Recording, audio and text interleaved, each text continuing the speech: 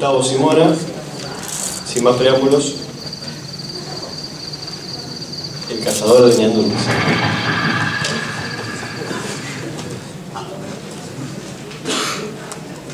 Hola. Bueno, yo a raíz de las cosas que escuché en la mesa 1, muchas y muy buenas, quiero empezar haciendo algo que no iba a hacer en principio, pero que es leer el abstract, que ya lo deben haber leído todos los que están acá y muchos más que también no están. Porque creo que es altamente pertinente en términos de una especie de faz conclusiva de algo que no ha concluido, pero que de algún modo la mesa 1 concluyó. Bien, lo leo. El mundo no es dado, es una repercusión. El sujeto no es dado, es una reverberación con brillo lunar, solo su posición. El objeto no es dado, es un devenir, el reflejo de una tensión precedente, una imagen entre dos imágenes. El tiempo no es dado. En la danza circular por donde el pasado desciende y el futuro toma altura, el presente es la tangente, tan ilusoria como real. El espacio no está dado. La tensión primitiva es la madre de la dimensión. Bien, hasta aquí.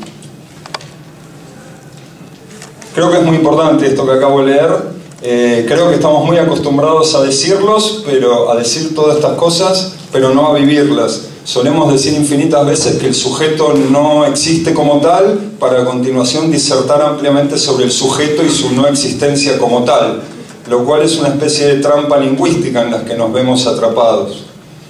Creo que es una trampa teórica en algún sentido, por ejemplo en el sentido de Pierre Klossowski, cuando a los efectos de relatarnos o ponernos en conocimiento de los instantes intempestivos del Marqués de Sade, nos dice que el Marqués de Sade, a la hora de querer comunicar esos instantes, tributa al lenguaje establecido el precio de lo que, siendo del orden del instante, no se puede comunicar.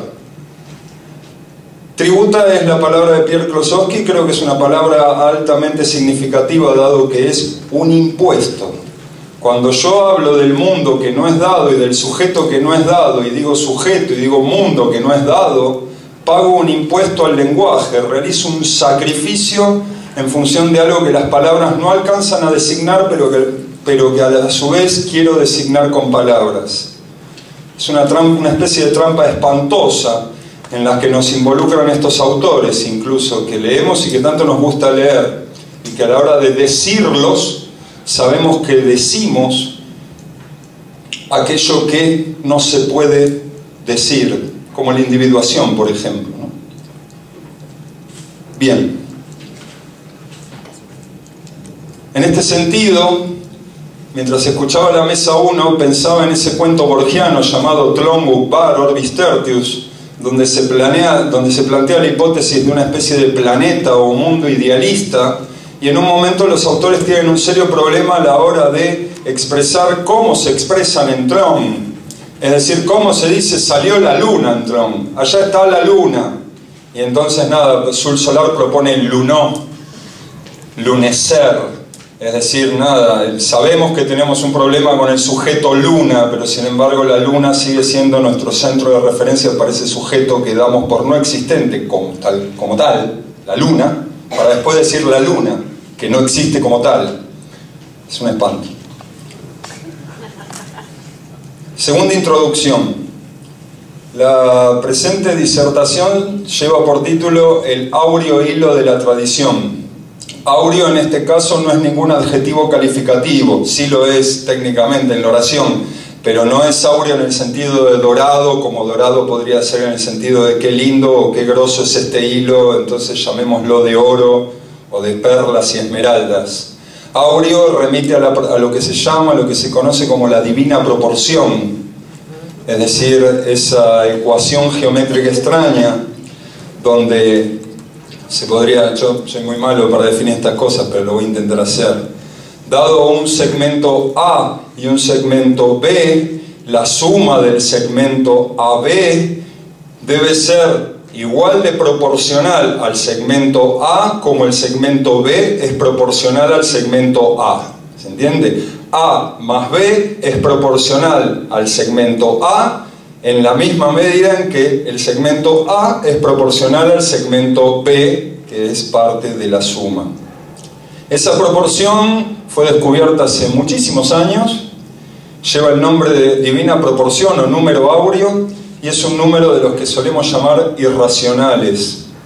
Para mí son los más racionales de todos, pero solemos llamarlos irracionales, y la palma de la racionalidad se la lleva algo tan soso como un 2, o un 3, o un 5, al lado de este número maravilloso que no para de hacer caracoles por todos lados, y flores, y tantas cosas más. Bien, ahora entro propiamente en la cuestión. No he venido a hablar de Simondon, y voy a hablar de Simondon y lo voy a citar, pero no quiero hablar de Simondon, no quiero hablar de autores. A su vez estoy cansado de los autores que me cuentan que los autores no existen, por lo tanto quiero profundizar el asunto y quiero insertar a Simondon en el ámbito de una tradición, la otra pata del título, ¿no? Hilo es como la palabra menos compleja del áureo hilo de la tradición, digamos. Un hilo es un hilo, como el de las pizzas, digamos. Bien, ¿qué entiendo por tradición? Tradición es el retorno de una realidad interior, de un apremio cognoscitivo que brilla común en la multiplicidad de su manera, de su carácter o de su vehículo expresivo. El fondo común está indisolublemente atravesado por la variedad de su aparición. Hoy es Simondon, ayer fue Spinoza, en breve escucharemos hablar de Schopenhauer, y sabemos que los presocráticos quedan redefinidos a la luz del autor que nos convoca también, o no sé si lo sabemos. Yo creo saberlo. En el contexto de, digamos, yo tengo, y fue muy buena tu aclaración inicial para mí, yo tengo un serio problema con, no con esto, sino con la foto que estaba, digamos, de backup general para el asunto, donde se proponía un nuevo pensamiento. Tengo para mí que todo pensamiento es viejo, no hay ninguno nuevo, en la medida en que no hay manera de pensar sin evocar un pasado. No hay modo. Los originales son unos mandafrutas, digamos, o sea, ocultan el pasado que evocan para llevarse no sé qué tipo de palma, pero una palma que nos suele agradar a todos muchas veces, sobre todo cuando estamos del lado de más acá de la originalidad, es decir, yo soy el reoriginal. Bien, en ese sentido no hay originalidad como tal, hay evocación de un pasado, y por lo tanto la única manera que intuyo se puede hablar de un pensamiento nuevo es a través de un pensamiento que lo único que hace es evocar un pasado más profundo que el pasado que convocan los pensamientos que llamaríamos no nuevos, o trillados, o comunes, o occidentales, o consabidos, o culturales.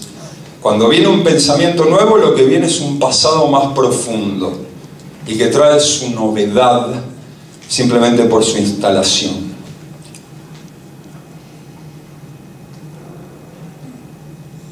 Entonces, cualquier originalidad es una concesión excesiva a la realidad de su enunciación y una declaración velada de impotencia para discernir aquello que las localías expresivas señalan desde el caso puntual de cualquier manifestación.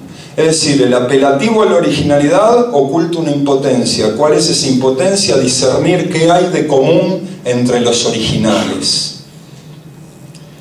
Cuando esto no se puede discernir, somos amantes de la originalidad. Es lo único que nos queda.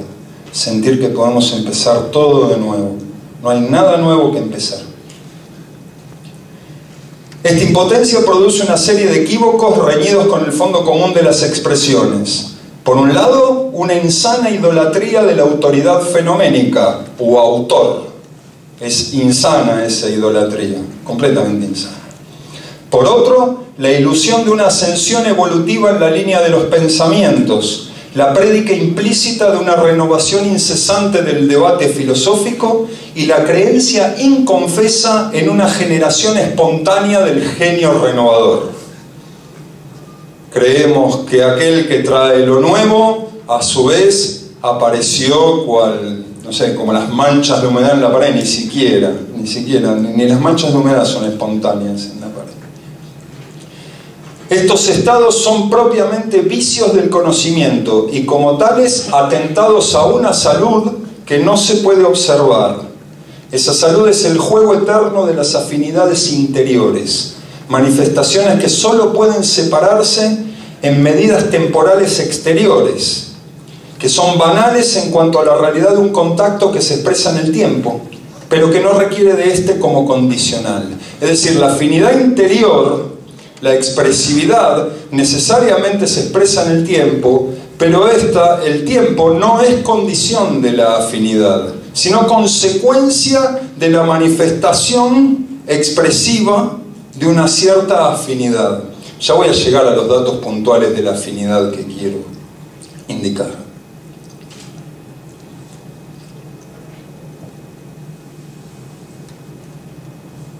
Cuando yo supongo, yo no sé, yo no estoy medio casi cada vez más desacademizado, pero creo que la noción Foucaultiana, corríjame si me equivoco, de invento reciente, más o menos despierta en un montón de cabezas. La noción, Michel Foucault en Las palabras y las cosas, 2 veces, al principio del libro y hacia el final del libro, dice polémicamente que el individuo, el sujeto, aquel producto de la modernidad, es un invento reciente. ¿Se entiende? Digamos, quien haya transitado la obra Foucaultiana enseguida tiene que hacer, pero claro, hombre, sí, pero claro, después de este trabajo de desmonte que ha hecho el pelado, llegamos a la conclusión necesaria de que el individuo moderno es un invento reciente. En general, tengo para mí que esa noción de individuo reciente la vivimos como un drama interior respecto del mundo que nos toca habitar. Es decir, la interiorizamos hacia adentro de nuestra novela o drama o película, digamos, cultural, y decimos, pucha, somos un invento reciente. Pero tiene otra forma de ser mirado ese invento reciente. Si el diagnóstico Foucaultiano es correcto, ese invento reciente está en contradicción con toda la humanidad anterior. Si no, no sería un invento reciente. Hay algo que nunca venía ocurriendo en el mundo humano que ocurre a partir de los análisis Foucaultianos. De hecho, es la referencia aguirreana en la mesa 1 a la Convención Francesa y sus sucedáneos. A partir de ahí, Foucault dice, hay un invento de un cierto tipo de individuo. Nosotros nos preocupamos por ese drama, pero no notamos esto. Si el individuo moderno es un invento reciente, ese invento queda en contraposición con toda la humanidad anterior, con toda la humanidad anterior. Si la frase es correcta, me siguen, ¿no? Es decir, o si hay un émulo en el pasado humano, es decir, si los egipcios fueran como los occidentales, por decir así, la noción de invento reciente Foucaultiana caería. Más bien Foucault diría, esto es como pasó en Egipto, tendría que decir Foucault. No dice eso, te habla de un invento definitivo y breve, que se encuentra en contradicción con toda la humanidad pasada y que por lo tanto, en tanto invento reciente, y acá bueno, el análisis Foucaultiano va tácito en todo esto, necesariamente tiene que tener un problema a la hora de mirar esa humanidad pasada. Y entonces necesariamente tendría que tener un problema con autores con Simondon, donde uno dice, ¿y este de dónde salió? ¿Y este de dónde viene? En el contexto de este individuo reciente, ¿de dónde sale esta planta tropical tan extraña? ¿Cómo es ello posible? ¿Por qué es ello posible? Por esta noción de tradición que intento hacer jugar acá. La tradición, como la transducción, persevera más allá de cualquier invento y sigue dando sus bichos. Esos bichos antes formaban comunidades, hoy por hoy viven la vida, como hablábamos hoy más temprano, de héroes solitarios. Simondon es un solitario y todo individuo de la modernidad que sea asignable como planta extraña respecto del invento reciente, sépase, consúltese, vive la vida de un solitario en el mundo de este sujeto recientemente inventado.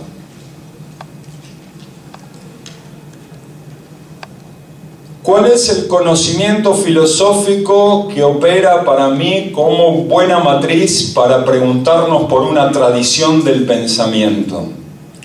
Si hay algo común, creo que es la insustancialidad del individuo. La noción del individuo como individuo sustancial pertenece a este individuo reciente en el cual nosotros somos un coletazo, no sé si un coletazo, un síntoma, un efecto o uno más de ellos. En las culturas humanas que se oponen, digamos, que quedan opuestas a esta noción de invento reciente, la idea de individuo, de una individualidad con sus límites determinados, establecidos, de un individuo dado de una vez por todas, es decir, el hic et nunc, que está desperdigado por la obra del autor bajo examen, no tiene sustancialidad. El individuo no ha tenido sustancialidad ni para la larga tradición hindú filosófica y religiosa. El individuo no tenía sustancialidad en la Grecia antigua. El individuo no tenía sustancialidad entre las tribus americanas y africanas que habitaron en este mundo. El individuo no tenía sustancialidad en las culturas megasumerias, mesopotámicas. Es decir, en todo aquello nada, operen por reflejo, abandonemos el drama interior de oh, soy un individuo reciente y simplemente enfoquen ese espejo de resentividad hacia el exterior y sepámonos solos respecto de nuestros semejantes del pasado. De hecho, en este sentido es como supongo que últimamente estamos reviviendo a los griegos, poniendo a los griegos, digo de manera reciente, digamos reciente ya en estos casos, no sé si son 50 años, 80, 100 años, pero lo cierto es que cada vez avanza más hacia nosotros un griego que se planta más contra nosotros, como dice Giorgio Colin después de Nietzsche en uno de sus titulares, más bien que con nosotros como borrador o antecedente de nuestro maravilloso mundo cognoscitivo. Los griegos propiamente dicho están parados contra nosotros y lo que ofrecen es otro individuo y por lo tanto otra noción del individuo, y en ese lugar donde hay otra noción del individuo lo que falta es el individuo.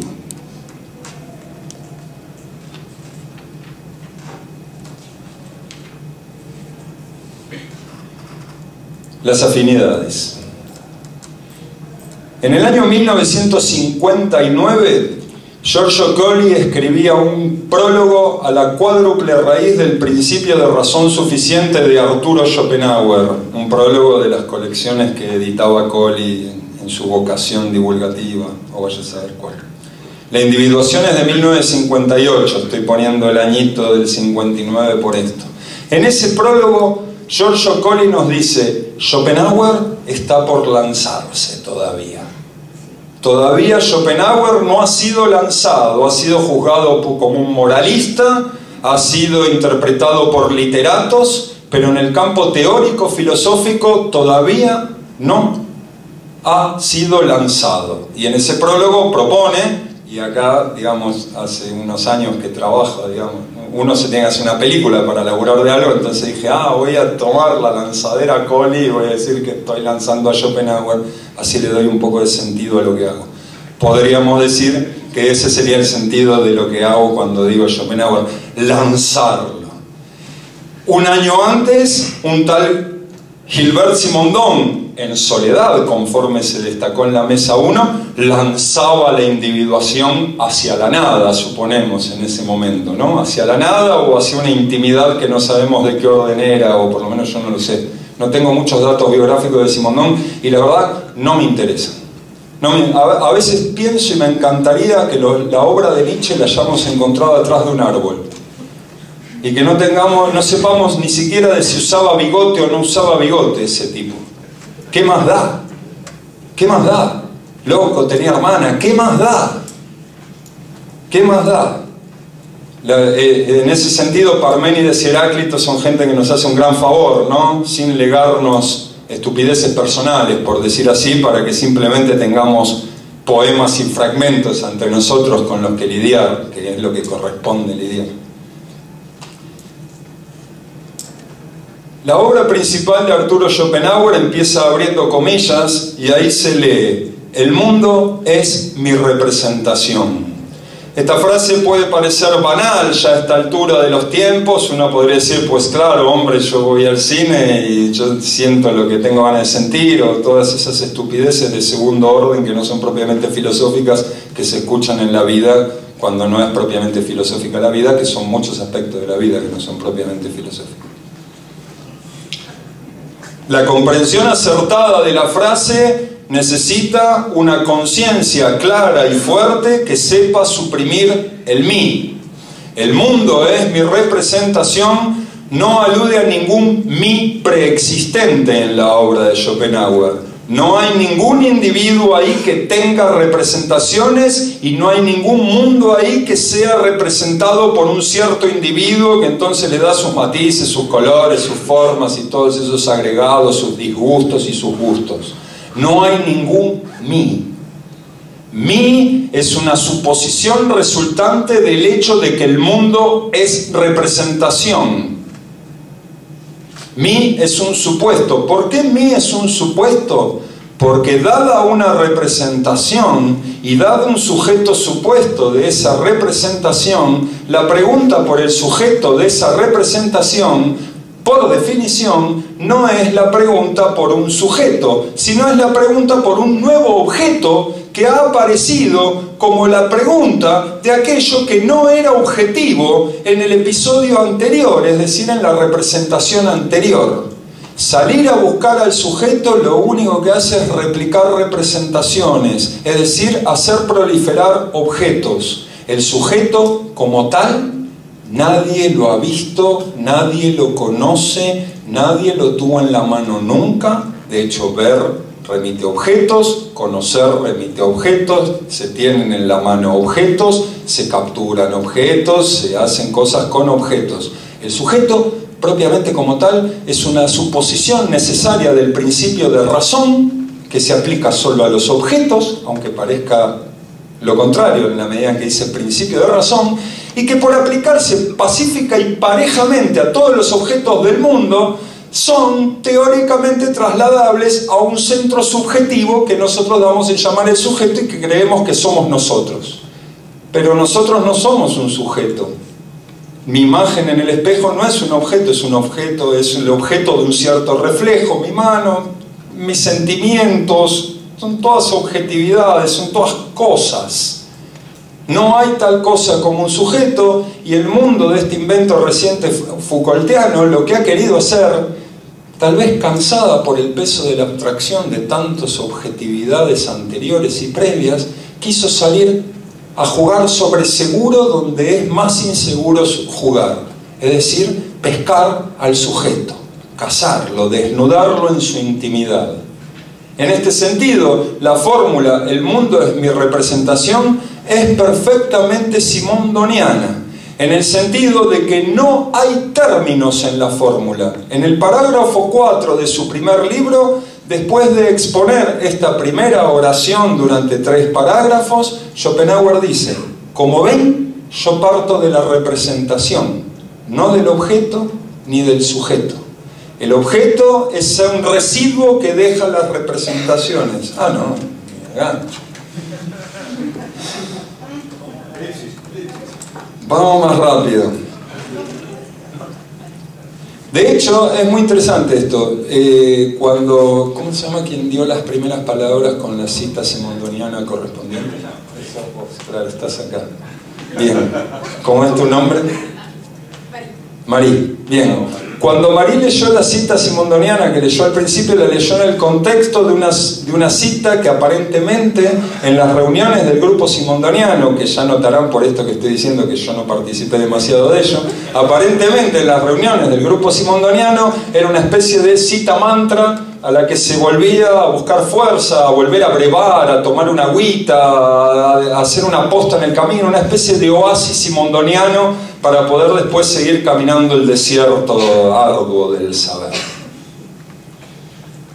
Yo no he participado de esos seminarios, salvo una sola vez. Creo que esa vez aludía que Schopenhauer me sonaba muy simondoniano y creo que eso hace que esté acá. Todo es así de azaroso y banal. Lo cierto es que esa misma frase es muy relevante en lo que yo quiero exponer, lo cual me abre a la misma comunidad por una especie de afinidad interior que ya no tiene que ver con la exterioridad de un encontrarse, sino con una especie de sentir lo mismo que desafía las localizaciones concretas y ese tipo de cosas.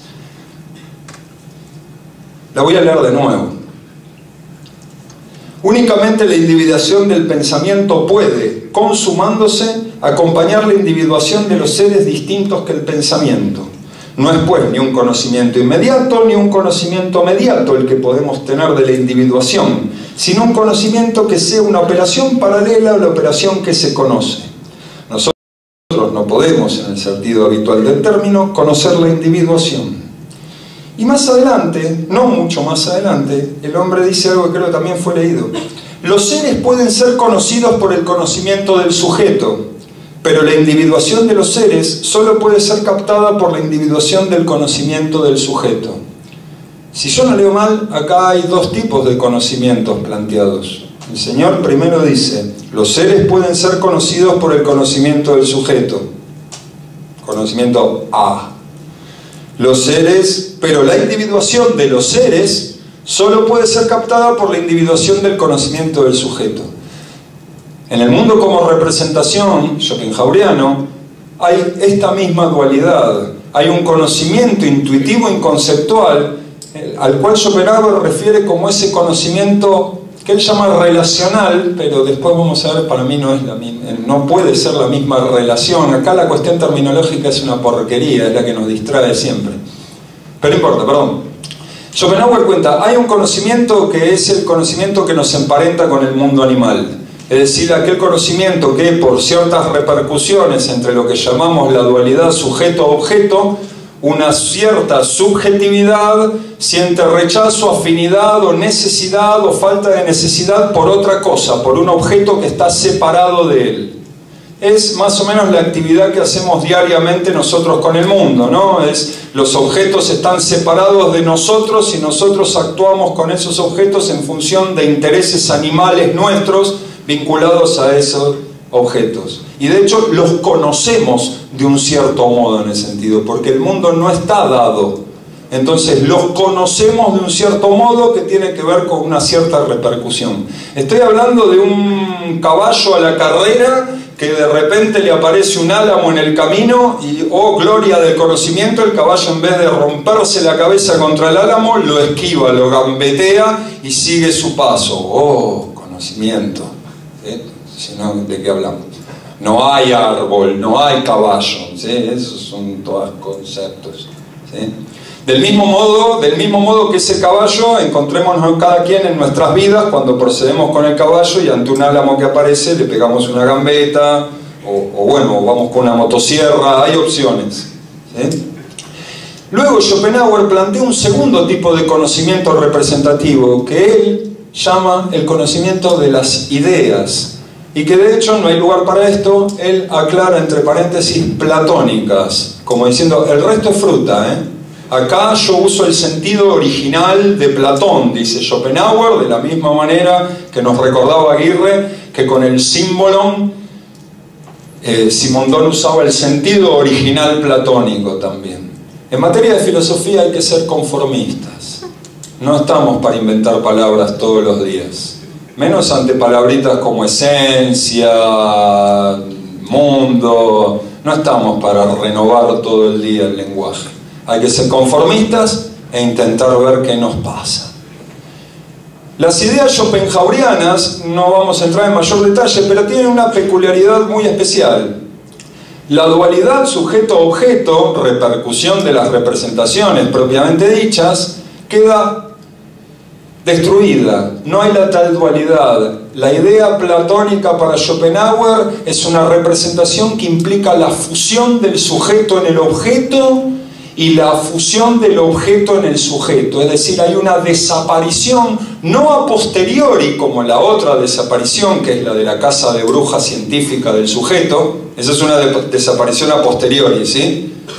pasa una cosa, digo, ¿quién es el centro director de esto? Salgo a buscarlo y entonces a posteriori descubro que se me escapa todo el tiempo, que no, find the fish, find the fish, find the fish, y se va, y se va, y se va. El sujeto se me pianta a posteriori en ese tipo de representaciones.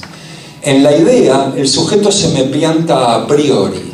Es decir, el sujeto queda entregado, sacrificialmente realizado en el objeto y se desaparece. En este sentido, sí, perdón, notemos esto, es que es maravilloso esto. Dice Simondon,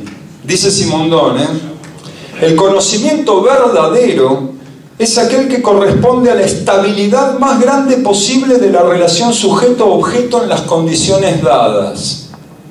La estabilidad más grande posible es, digamos, la separación menor posible, en el sentido de una separación que marca una distancia casi ontológica, ¿no? El sujeto con sus peculiaridades, el objeto con las suyas y las relaciones utilitarias que lo rodean. ¿Sí? Parménides solía decir, lo mismo es pensar y ser, pero lo mismo es pensar y el objeto del pensar. Creo que estamos en el mismo mundo. Creo que no hay nada por descubrir, en serio. El problema de que la filosofía vista de este modo se revela realmente como aristocrática, porque si la filosofía es el recorrido de una especie de algo así como lo mismo, ¿no? Un mismo que obviamente no puedo nombrar, ¿sí? Un mismo que encuentra las palabras transducción, expresión, voluntad, Dios en Spinoza, bueno, nada, la terminología es variada como corresponde a la terminología, pero hay una unidad de pensamiento que une áureamente, es decir, con una proporción loca, dado que no es esperable dónde va a ser la aparición de la próxima, de algún modo, ni la anterior. Me perdí. Me suele pasar. De hecho, exacto, es muy importante, claro.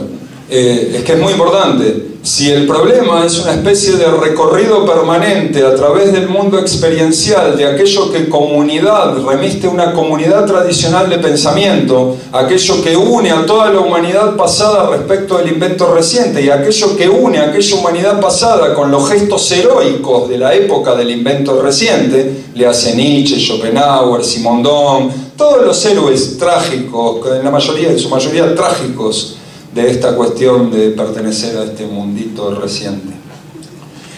En este sentido, esa mismidad, para quienes no gozan realmente del mundo de las cosas, para que no pueden sentir una constante fascinación por esa unidad primordial, la filosofía se vuelve aburrida, cansadora, rápidamente repetitiva, y entonces es expulsiva.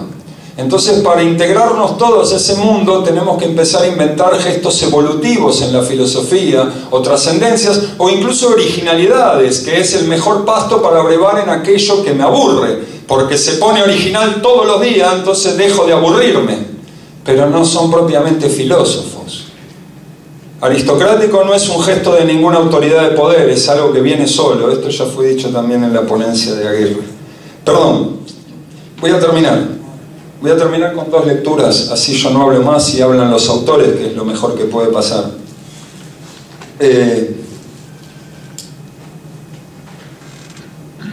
Dice Simondon, solo para nombrar afinidades que de por sí son imposibles, ¿sí? Digamos, Simondon, ¿hay alguna línea? ¿Dice Schopenhauer en algún momento en la individuación Simondon? ¿Puede ser? ¿Alguien sabe? ¿Alguien vio pasar la palabra? Digamos, si yo digo que Simondon era schopenhaueriano, sabemos que estoy diciendo una barbaridad total, ¿no? Sí, bien, estoy diciendo una barbaridad total.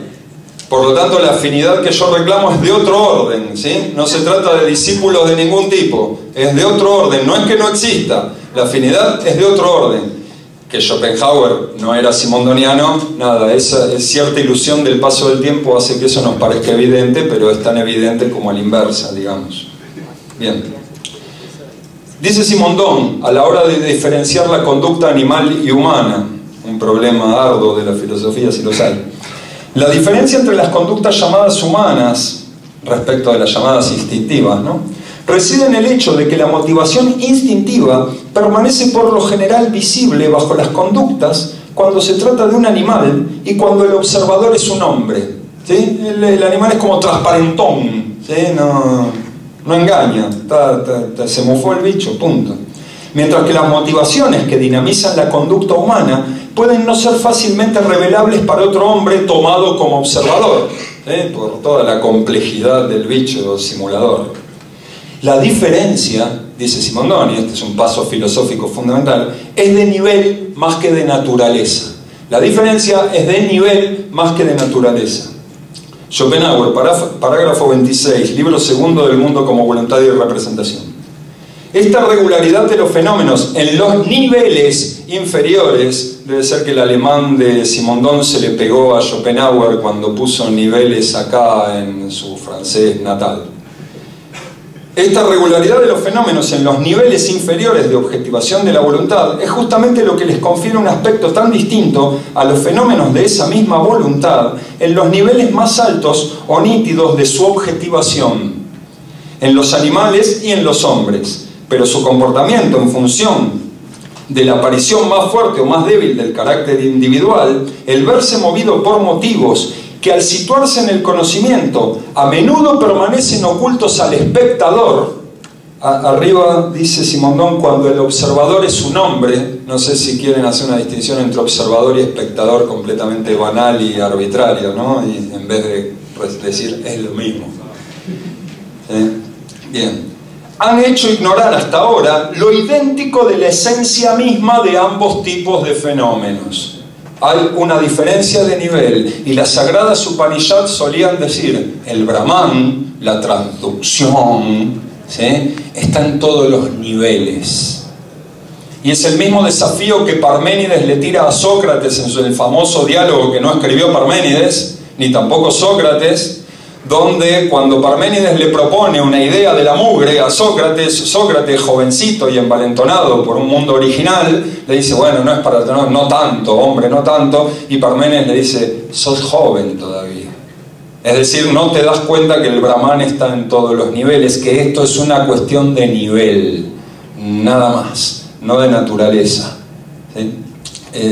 Voy a terminar acá, porque me pasé. ¡Vamos! Tengo más, pero...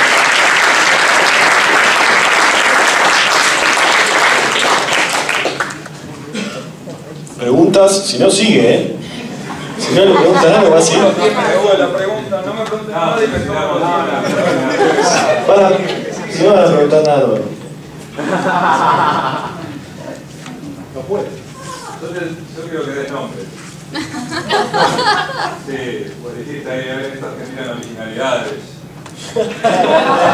No, vos querés denunciar.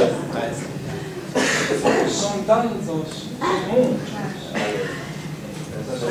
Ahí le dieron una pregunta. ¿Yo? La originalidad es terrible. Es parte de nuestro optimismo, que también es terrible. Sí, yo escucho. A ver, sobre Schopenhauer. Sí. Coincido en parte de lo que decís, de que Schopenhauer se acerca a la voluntad general a través de una corazonada, ¿no? Que un poco pareciera ser que algo de eso está diciendo Simondon respecto de la individuación. Ahora, la pregunta es esta.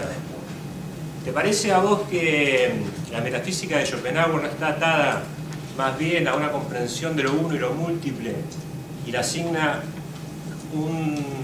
una posición trascendental, mientras que en Simondon no hay algo así como un planteo más bien allegado a la inmanencia, ¿no? Schopenhauer con la trascendencia, Simondon con la inmanencia, y ahí me parece que la afinidad toma mucha distancia. Mi respuesta es no. Paso a fundamentarla. Así como, de nuevo, en la primera mesa, Gonzalo Aguirre dijo en un momento que la exposición que se lee en el libro La Individuación, es decir, individuación, ¿cómo es? Física primero, seres vivientes luego, psíquica después y social a lo último, es todo zaraza expositiva, por decir así. Es decir, el autor tributario del lenguaje vigente tiene que pagar la tasa de lo que en realidad es un pensamiento certero y total, intuitivamente genial, de la totalidad de todo esto, porque va desde los ladrillos hasta los equipos de fútbol, así que nada, no deja nada afuera, como corresponde a un buen libro de filosofía. En este sentido, Schopenhauer no se cansa de decir que cuando él divide al mundo como voluntad y representación en el mundo como voluntad y representación, lo que está haciendo es una distinción expositiva de un pensamiento que en realidad es uno solo, que tiene dos caras. Es decir, la objetivación de la voluntad es completamente inmanente, por contestarlo llanamente en Schopenhauer, con las palabras estas que estamos acostumbrados. Es decir, una representación para Schopenhauer y una objetivación de la voluntad para Schopenhauer es exactamente la misma cosa. Un florero es una representación tanto como una objetivación de la voluntad. Es decir, cuando la voluntad, digamos así, se realiza, en este sentido el lenguaje se vuelve cada vez peor, ¿no? Por eso es mejor quedarse del lado de la representación, digamos, la condena esa. ¿Sí? En Schopenhauer, no, digamos, para mí no hay tal trascendencia. Si la hay, si alguna vez interpretó que la hay, quiere decir que sigue vigente la propuesta de Colli de lanzarlo teóricamente, porque no está lanzado. Es decir, de hecho, en general, en lo que yo llamo acá tradición, no hay ningún tipo de trascendencia como de una especie de lugar apartado, diferente del mundo que vivimos, donde las cosas se dan de una manera especial o espectacular, o loquísimo, o lo que sea. A la hora de pensar el mundo griego de las ideas, lo que más conviene es pensar en Píndaro, cuando nos dice que el Dios, trascendencia si las hay, está muy cerquita y el único problema es que es difícil de agarrar, pero próximo está el Dios y arduo es aferrarlo, es la frase del poeta. Esa proximidad no tiene nada que ver con ese topos uranos y toda esa zaraza escolástica o teologal que se llama divulgación de la filosofía.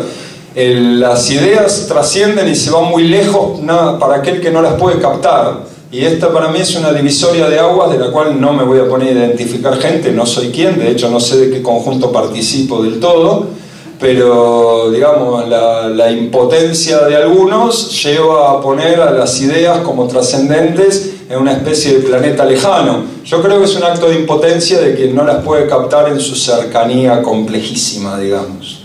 Entonces, o sea, mi respuesta es no, digamos. Porque no solamente se trataría de un problema metafísico, sino que inmediatamente deriva en una cuestión política, ¿no es cierto? Entiendo, sí, bueno, es probable, como todas estas cosas. Entiendo que Simondon, como hombre de la época del invento reciente, participa de vicios propios del invento reciente, como querer esquivar palabras como metafísica, por ejemplo, y esas cosas. Creo que son temas menores alrededor de lo que es el áureo hilo de la tradición, cositas que uno puede jugar a distinguir. En Simondon, sustancia, opera así, en cambio en Spinoza. Acá la onda es encontrar el áureo club, digamos, ¿no? Es lo único importante en todo esto. El resto son disquisiciones académicas que cada vez pierden más fuerza a la hora de despertar esa comunidad interior, digamos, porque se quedan, son como pescaditos de superficie, mojarritas, verdaderas mojarritas académicas. No sé, ¿alguna más? Si no termino, ¿puedo terminar? Y listo, no me pregunten más nada y termino. ¿Eh? No tengo nombre, tengo Alberto González. Debe haber un Alberto González. Bien, termino con una sola cosa. Quiero destacar una cosa que si no creo que no la va a decir nadie, tal vez, no sé, porque es un arriesgado. Perdón. Sí, yo creo que la teoría simondoniana, como toda la teoría saludable dentro del áureo hilo de la tradición, es una teoría necesariamente pagana. Es decir, pagana en la medida en que encuentra la salud en un mundo poblado de objetos y no de sujetos. Pagana en el sentido de que atiende concentradamente al objeto para que el objeto dé lo mejor de sí, ¿no? Como acción contemplando los sauces, esperando a Diana. Hay que prestar mucha atención al sauce para que Diana aparezca. Eso creo que hace Simondon también.